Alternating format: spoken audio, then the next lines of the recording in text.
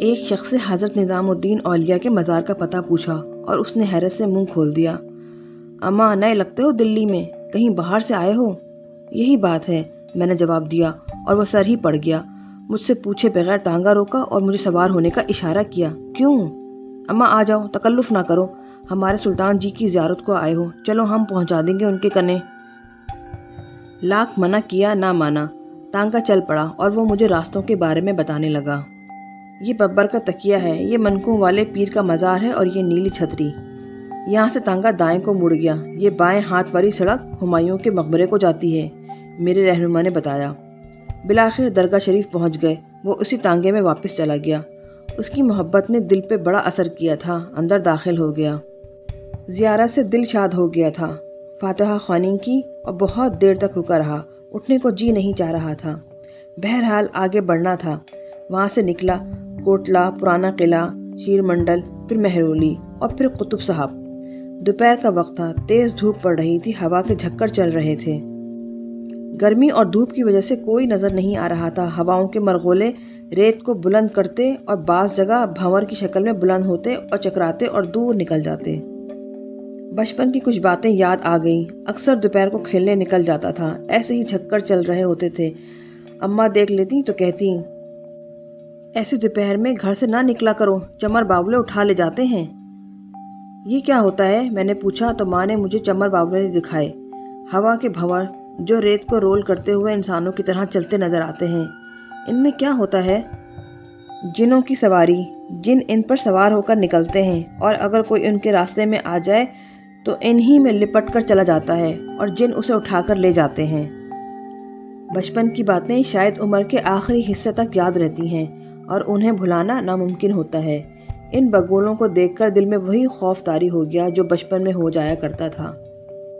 اس خوف میں بھی ایک لذت کا احساس ہوا۔ ماں یاد آ گئی تھی اور یہ یاد تو ایک ایسی کیفیت اختیار کر چکی تھی جسے الفاظ میں منتقل کرنا ممکن نہیں۔ آگے بڑھتا رہا اور پھر ایک چمر باولے کی زد میں آ گیا۔ اچانک ہی ہوا کا ایک زوردار جھکڑ عقب میں نمودار ہوا۔ اس جھکڑ نے ایک وسیع دائرے کی شکل اختیار کر لی۔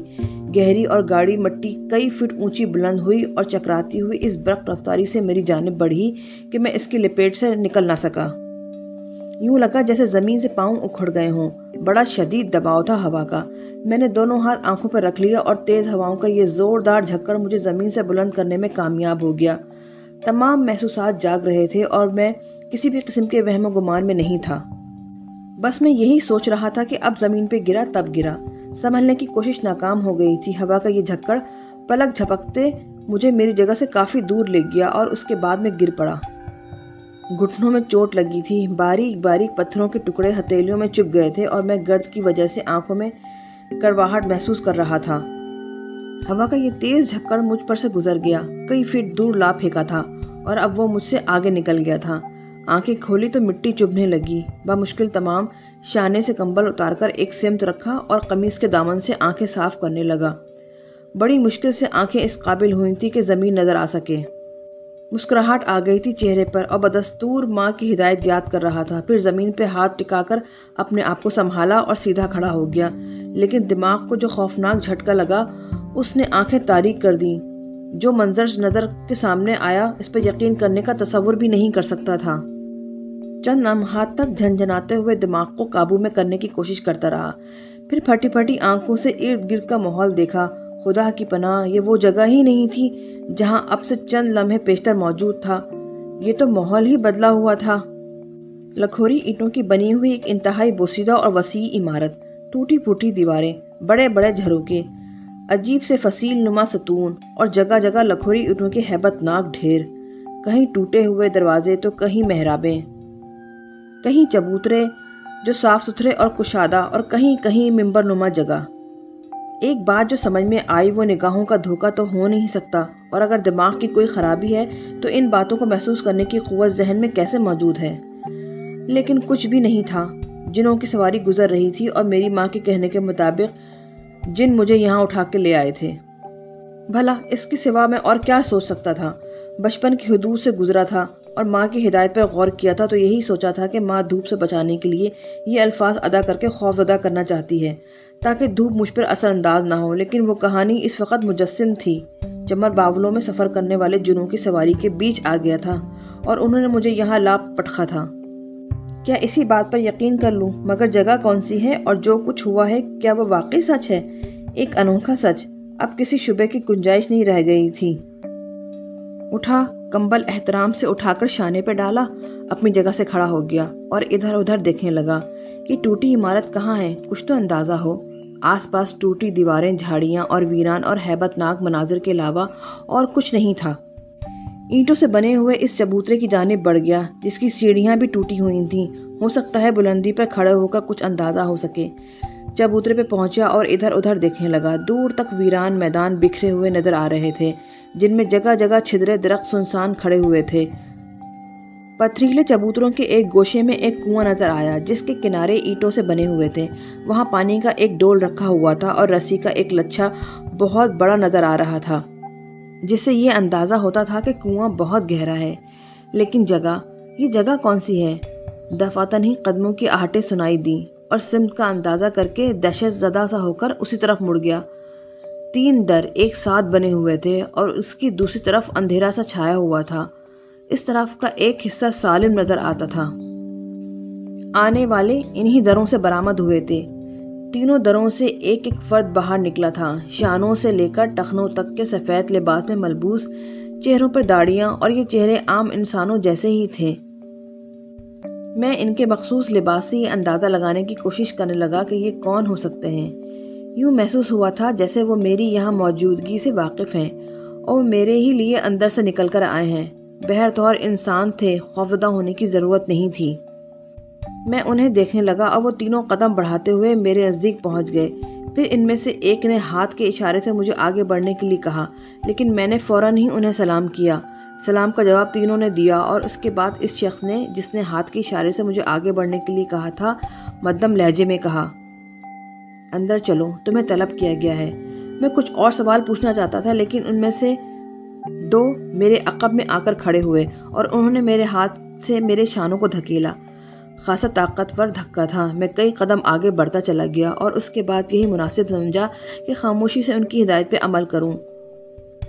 उनका अंदाज सख्त था। वो लोग मुझे लिए हुए दरमियान के बड़े दरे से अंदर दाखिल हो गए। यहाँ छत थी और यह जगह खासी वसी थी। इसकी दूसरी जानिब एक दरवाज़ा नज़र आ रहा था, जिससे रोशनी छन कर आ रही थी। ये रोशनी कुदरती थी। इसका मतलब है कि दूसरी तरफ भी कोई जगह खुली मौजूद है। वो लोग मुझे इसी दरवाजे की सिमत ले चले और फिर मैं इस दरवाजे से भी दूसरी तरफ निकल गया। तब मैंने एक खंडरनुमा इमारत का वो सही व सालिम हिस्सा देखा, जो बहुत खूबसूरती से बना हुआ था। गालिबन इमारत का बैरूनी हिस्सा टूट फूट कर तबाह और बर्बाद हो गया था, लेकिन ये अंदरूनी हिस्सा बिल्कुल दुरुस्त था और यहाँ बड़े बड़े दरवाजे नजर आ रहे थे। कच्ची ज़मीन थी और इस पर घास उगी हुई थी। इसी घास से गुजरकर मुझे एक बड़े दरवाजे तक लाया गया और फिर वहाँ दोनों आदमी रुक गए। अलबत्ता इनमें से एक मुझे इसी तरफ लिए हुए दरवाजे से अंदर दाखिल हो गया। ये एक वसी और अरीज कमरा था, जिस पर दरी और चांदनी बिछी हुई थी। सामने ही एक बड़ा सा गाव तकिया लगाए हुए एक उम्र रसीदा शख्स बैठा हुआ था। सर पे साफा बंधा हुआ था। शानों पर खास तरीके से चादर डाली गई थी। ढीले ढाले सफ़ेद लिबास में मलबूस, बुराक दाढ़ी सीने तक फैली हुई थी।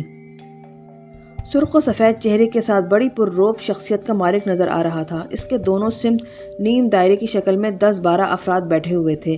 कुछ लोग कुछ फासले पर हटकर बैठे हुए थे। मुझे लाने वाले ने आगे बढ़ने का इशारा किया और इस शख्स ने गर्दन उठाकर मुझे देखा, फिर उंगली से एक सिमत इशारा कर दिया। मुझे एक अलग गोशे में बिठा दिया गया, लेकिन मोहम्मद शख्स से मेरा फासला ज़्यादा नहीं था। इस वसी और अरीज कमरे में और भी दरवाजे थे। एक दरवाजे से चंद अफराद अंदर दाखिल हुए और फिर एक और दरवाजे से जो शख्स अंदर आया वो मेरे लिए बड़ा हैरान कुन था। एक खूबसूरत सी शक्ल का नौजवान, जिसकी पेशानी पर पट्टी बंधी हुई थी और जिसकी तेज निगाहें मुझे घूर रही थीं। मोहम्मद शख्स के करीब आकर 2 जानू बैठ गया। उसके बराबर ही एक और काली दाढ़ी वाला शख्स आकर बैठ गया। मोहम्मद शख्स ने गर्दन उठाकर गहरी निगाहों से मुझे देखा, फिर काली दाढ़ी वाली शख्स को, और इसके बाद इसकी आवाज़ उभरी, साबित जलाल, अपने बेटे गुलाम जलाल से पूछो, क्या यही वो शख्स है जिस पर गुलाम जलाल ने अपने आप को जख्मी करने का इल्ज़ाम लगाया है? जिस शख्स को साबित जलाल कह के पुकारा गया था, उसने खूनी निगाहों से मुझे देखा और फिर पास बैठे हुए नौजवान को। لیکن غلام جلال کا نام سن کر میں خود ہی چونکا تھا۔ میری جس قدر رہنمائی ہوئی تھی اس میں غلام جلال کا نام تو شامل تھا، لیکن اس کی صورت سے آشنائی نہ ہو پائی تھی۔ ایک لمحے میں مجھے ساری حقیقت کا اندازہ ہو گیا تھا، لیکن اس کے ساتھ ہی ساتھ دل سے خوف بالکل ختم ہو گیا تھا۔ نوجوان لڑکے نے مجھے گھورتے ہوئے مؤدب انداز میں کہا، ہاں معزز قاضی صاحب، حقیقت یہی ہے کہ یہی وہ شخص ہے جس نے مجھے زخمی کیا۔ اے شخص، تیرا نام کیا ہے؟ جس شخص کو قاضی کہہ کر مخاطب کیا تھا اور جس کی سفید داڑھی اس کے سینے پہ لہرا رہی تھی، اس نے کرخت لہجے میں مجھ سے پوچھا۔ میرا نام مسعود احمد ہے اور میرے والد کا نام محفوظ احمد۔ ہم تجھ سے یہ پوچھنا چاہتے ہیں کہ غلام جلال سے تیرا کیا اختلاف تھا اور اس جھگڑے کی بنیاد کیا تھی؟ کیا تجھے اس بات کا علم تھا کہ غلام جلال ہمارے قبیلے سے ہے؟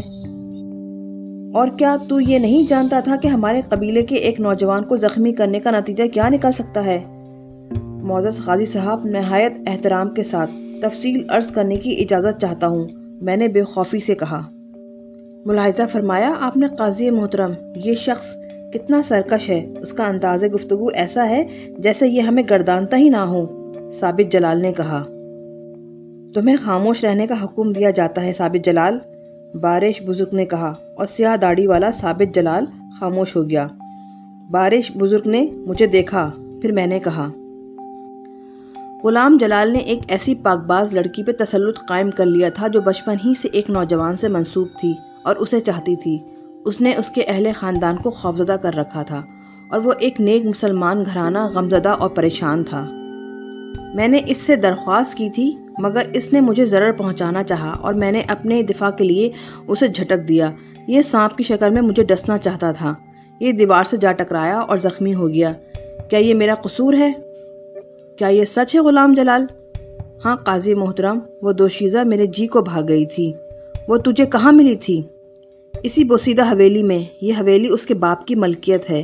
وہ چاندنی رات میں کلیلیں کر رہی تھی اور اچانک میرے سامنے آ گئی تھی، گویا وہ شیخ عبد القدوس کی بیٹی ہے۔ درست ہے قاضی محترم، مگر یہ تو گناہ کبیرہ ہے۔ اول تو شیخ عبد القدوس ایک دیندار اور خدا ترس انسان ہے، مسلمان ہے، سخی اور پابند احکامات الہی ہے۔ دوم، دوشیزہ نسبت رکھتی ہے۔ تجھے یہ لازم نہ تھا غلام جلال کہ اس پر فریفتہ ہوتا اور اسے گمراہ کرتا۔ بس یہ ثابت ہوا کہ یہ شخص بے قصور ہے اور جو کچھ ہوا اس میں غلام جلال کی نادانی تھی۔ چنانچہ ثابت جلال، تجھ پر لازم ہے کہ اسے ہرجانہ ادا کرے اور وہیں پہنچائے جہاں سے اسے لایا گیا ہے۔ قاضی محترم، میرا بیٹا غمزدہ ہو جائے گا، ثابت جلال نے کہا۔ تو کیا تو چاہتا ہے کہ کوئی غیر شرعی فیصلہ کیا جائے؟ دوسرے احتجاج پر تو بھی سزا کا حقدار ہوگا۔ تیرا فرض ہے کہ تو اپنے سرکش بیٹے کی نگرانی کرے۔ اگر اسے نافرمانی کا مرتکب پایا گیا تو اس کے لیے سزائے موت تجویز کی جائے گی۔ قاضی کا فیصلہ سر آنکھوں پر، ثابت جلال نے کہا، اور قاضی صاحب اپنی جگہ سے اٹھ گئے۔ ان کے ساتھ بقیہ افراد بھی اٹھ گئے تھے۔ ثابت جلال نے ایک تھیلی ہرجانے کے طور پر مجھے دی جو مجھے لینا پڑی، پھر وہ مجھے ساتھ آنے کا اشارہ کر کے چل پڑا۔ حویلی کی بیرونی صحن میں ایک گھوڑا کھڑا ہوا تھا۔ یہ جانتا ہے تجھے کہاں جانا ہے، اس پر سوار ہو جا۔ میں نے رکاب پر پاؤں رکھا اور گھوڑے کی پشت پر بیٹھنا چاہا مگر دوسری سمت جا گرا۔ بڑی خفت ہوئی تھی مگر معاملہ دوسرا ہی تھا۔ جگہ ایک دم ہی بدل گئی تھی، وہی دھوپ، وہی ہوائیں، وہی ماحول جہاں سے میں ہواؤں کا قیدی بنا تھا۔ واپس چل پڑا اور شیخ صاحب کی حویلی پہنچ گیا۔ یہاں کے ماحول میں کوئی تبدیلی نہیں ہوئی تھی۔ اپنی آرام گاہ میں آ کر اس پورے واقعے پر غور کرنے لگا۔ کیا کچھ عطا ہو گیا تھا مجھے؟ جنوں کی نگری پہنچ گیا تھا، ان کی عدالت میں حاضری ہوئی تھی اور مقدمہ جیت گیا تھا۔ جو کچھ ظہور پذیر ہوا تھا اس کے بعد مہرنوسا بالکل محفوظ ہو گئی تھی، چنانچہ اب شیخ صاحب کی حویلی میں قیام بے معنی تھا۔ یہ لوگ خدشے کے پیش نگاہ مجھے اجازت نہیں دیں گے اور میرے دل کو اب الہ آباد کی لگن لگی ہوئی تھی۔ ثابت جلال نے ہرجانے کی جو تھیلی دی تھی اس میں ضرورت کے لیے بہت کچھ تھا، چنانچہ حویلی کے مکینوں سے غائبانہ معذرت کر کے ایک بار پھر وہاں سے نکل آیا۔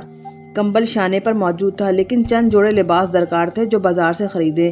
انہیں یکجا کر کے ایک سوٹ کیس میں رکھا اور اسٹیشن پہنچ گیا۔ الہ آباد جانے والی ریل کے بارے میں معلوم کیا اور جب ریل آئی تو اس میں بیٹھ گیا۔ اب دل والدین میں الجھ گیا تھا۔ ایک عجیب سی ہونک اٹھ رہی تھی، کانوں میں ان کی آوازیں ابھر رہی تھیں۔ ریل میں بہت سے مسافر تھے مگر میں سب سے لاپرواہ اس وقت ان کے تصور میں کھویا ہوا تھا۔ آہ کاش الیاس خان نے میرا پیغام ماموں ریاض کو دے دیا ہو، آہ کاش وہ اسے مل گئے ہوں۔ نہ جانے یہ سفر کیسے طے ہوا، نہ جانے یہ سفر کتنا طویل تھا۔ الہ آباد اسٹیشن کا بورڈ نظر آیا اور میں مختصر سامان سمیٹے نیچے اتر آیا۔ بڑا تاریخی شہر تھا اور زمانہ طالبی علمی میں اس کے بارے میں بہت سی معلومات حاصل ہوئی تھیں، مگر اس وقت دل کی دھڑکنیں بے ترتیب تھیں۔ اس احساس نے خوف چہرے پر جمع کر دیا تھا کہ ماموں ریاض اسی شہر میں ہیں اور ماں باپ کے بھی یہاں ہونے کے امکانات ہیں۔ کیا انہیں دوبارہ دیکھنا نصیب ہو جائے گا؟ کیا میری تقدیر ایسی ہے؟ باہر تانگے کھڑے ہوئے تھے۔ ایک تانگے والے سے کہا، حویلی شاپور چلو گے؟ بیٹھو بھیا جی، 3 روپے ہوں گے۔ میں تانگے میں بیٹھ گیا اور تانگا سفر کرنے لگا۔ کوئی 50 منٹ کا سفر طے کرنا پڑا تھا۔ ایک جگہ تانگا رک گیا۔ اب کہاں چلوں؟ حویلی کہاں ہے؟ میں نے پوچھا۔ کون سی حویلی؟ حویلی شاپور۔ یہی محلہ ہے بھیا جی، حویلی تو کہیں نہیں ہے، تانگے والے نے کہا، اور میں نے نیچے اتر کر کرایہ ادا کر دیا۔ گھروں میں دکانیں کھلی ہوئی تھیں۔ ایک دکاندار سے وہ پتہ پوچھا جو الیاس خان نے بتایا تھا۔ الیاس خان وہ سامنے والے گھر میں رہتا ہے، دکاندار نے خوشگواری سے بتایا۔ بڑی صحیح جگہ پہنچ گیا تھا، مگر گھر دیکھ کر عجیب سا احساس ہوا تھا۔ شیخ عبدالقدوس تو بڑے کروفر کے آدمی تھے اور الیاس خان کی بیٹی کا سسرالی رشتہ دار۔ ظاہر ہے شیخ صاحب نے بیٹی کسی معمولی گھر میں تو نہ بیاہ دی ہوگی۔ یہ گھر تو بہت معمولی تھا۔ میں اس کے دروازے پر پہنچ گیا، دستک دی تو ایک عمر رسیدہ شخص نے دروازہ کھولا۔ جی فرمائیے، الیاس خان صاحب یہیں رہتے ہیں؟ جی ہاں، میں دہلی سے آیا ہوں، ان کا شناسہ ہوں، مجھے یہاں آنے کی دعوت دے کر آئے تھے۔ وہ اگر موجود ہوں تو انہیں بتا دیجیے کہ شیخ عبدالقدوس کے ہاں سے مسعود آیا ہے۔ اوہو، تم شیخ صاحب کے ہاں سے آئے ہو؟ بیٹا 1 منٹ رکو، ذرا بیٹھک کھول دوں۔ بزرگ اندر چلے گئے، پھر بڑے احترام سے مجھے اندر لے گئے، مجھے بٹھا کر بولے، جوتے وغیرہ اتار لو، لوٹے میں پانی لے کر آتا ہوں، منہ ہاتھ دھو لو، کھانے کا وقت ہو گیا ہے، پہلے کھانا کھائیں گے پھر باتیں ہوں گی، آرام سے بیٹھو بیٹے، یہ تمہارا اپنا ہی گھر ہے۔ الیاس خان موجود ہے؟ میں نے پوچھا۔ نہیں، مگر آ جائے گا۔ اوہو، میرا بھی کیسا دماغ خراب ہو گیا ہے، 70 سال عمر ہو گئی ہے، کیا کروں بیٹے، الیاس خان کا باپ ہوں۔ جمال احمد خان ہے میرا نام، وہ گیا ہوا ہے، آ جائے گا۔ ابھی آتا ہوں۔ بزرگ باہر نکل گئے۔ کچھ دیر کے بعد لوٹے میں پانی لے آئے۔ میں نے بھی تکلف ختم کر دیا تھا۔ کچھ دیر کے بعد کھانا آ گیا۔ بزرگ میرے ساتھ خود بھی کھانے میں شریک ہو گئے۔ ارہر کی دال تھی، پیاز اور لیموں کی چٹنی، باہر سے گرم گرم روٹیاں آ رہی تھیں۔ دستک ہوتی اور بزرگ اٹھ کر روٹیاں لے لیتے۔ کھانے میں لطف آ گیا۔ پھر جب برتن وغیرہ سمٹ گئے تو بزرگ میرے پاس آ بیٹھے۔ ہاں میاں صاحب، سناؤ دلی کی داستانیں، شیخ صاحب کیسے ہیں؟ بالکل خیریت سے ہیں، میں نے کچھ دن وہاں قیام کیا تھا۔ میرا شیخ صاحب سے کوئی رشتہ نہیں ہے، ایک غرض کی وجہ سے وہاں مقیم تھا۔ وہیں الیاس خان صاحب سے شناسائی ہوئی تھی، دعوت دے کر آئے تھے مجھے۔ میاں، محبتوں کے رشتے سب کچھ ہوتے ہیں، تم اتنا فاصلہ طے کر کے یہاں آئے ہو، اتنا ہی کافی ہے۔ میاں، محبتوں کے رشتے سب کچھ ہوتے ہیں، تم اتنا فیصلہ طے کر کے یہاں آئے ہو، اتنا ہی کافی ہے۔ تو الیاس خان دلی میں موجود تھا؟ جی، میں نے بزرگ کو دیکھا۔ ہاں، مجھے پتہ نہیں تھا، خیر چھوڑو۔ دراصل علیم الدین خان میرے ماموزاد بھائی ہیں، ان کے بیٹے جمیل الدین خان سے شیخ عبدالقدوس کی بیٹی کی شادی ہوئی ہے۔ ہم غریب لوگ ہیں، مگر شیخ صاحب ایسے وفادار آدمی ہیں کہ بیٹی کے سسرال کے کتے کی بھی عزت کرتے ہیں۔ یہ الیاس اسی حوالے سے وہاں پہنچ جاتا ہے، حالانکہ کسی کو زیر بار کرنا اچھا نہیں ہوتا۔ اچھا میاں، سفر سے تھک گئے ہوگے، آرام کرو، سو جاؤ، شام کو باتیں ہوں گی۔ دروازہ چاہو تو اندر سے بند کر لو۔ اچھا، خدا حافظ۔ یہ کہہ کر وہ باہر نکل گئے۔ یہ کمرہ بھی شاید مہمان خانے کی حیثیت رکھتا تھا، یہاں کے حالات کا کچھ اندازہ ان چند باتوں سے ہو گیا تھا۔